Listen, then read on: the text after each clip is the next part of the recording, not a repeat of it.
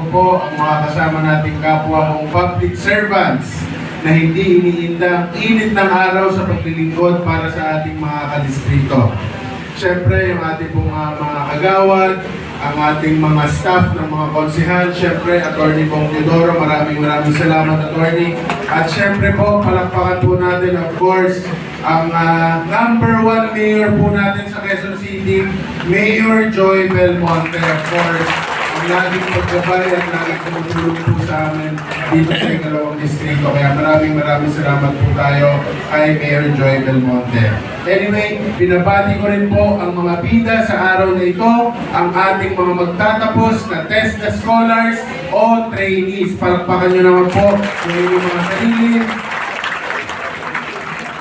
Isang hakbang lamang ang araw na ito patungo sa mga tatahakin niyong panglandas. Pwedeng kayo ay magsimula ng inyong sariling business o mamasukan abroad o kaya dito mismo sa ating lungsod. Sana po lubos na makatulong ang handog naming toolkit sa bawat sa inyo sa kung anumang landas